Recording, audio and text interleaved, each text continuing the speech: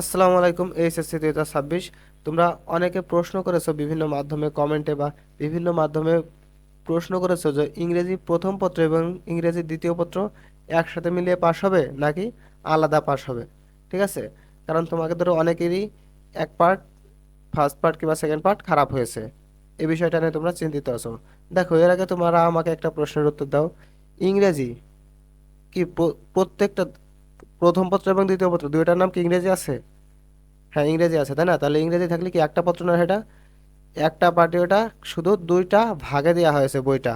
দেখো, বর্তমান নিয়ম অনুযায়ী কি বলছে, ইংরেজি প্রথম পত্র এবং ইংরেজি তৃতীয় পত্র একই বিষয়, দুটি অংশ কি বলছি, একই বিষয় ইংরেজি, তাই না? ইংরেজি কিন্তু দুটি পত্রে ভাগ করে দেওয়া হয়েছে, তাই এই দুই পত্রের নম্বর একসাথে বিবেচনা করে চূড়ান্ত ফলাফল নির্ধারণ করা হয়।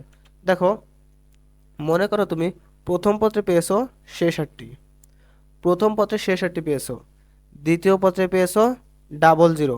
ডাবল জিরো কি মানে যত প্রকার জিরো দেওয়া যায় তুমি জিরো পেয়েছো, তারপরেও কিন্তু তুমি পাস হয়ে যাবে।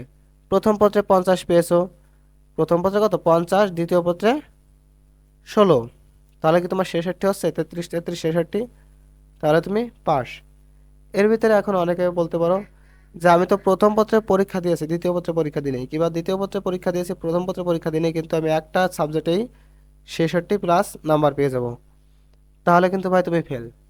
তুমি 66, দুইটা মিলে 66 পাইলে পাস, ঠিক আছে, কিন্তু তোমার অবশ্যই পরীক্ষার খাতায় হাজিরা থাকা লাগবে।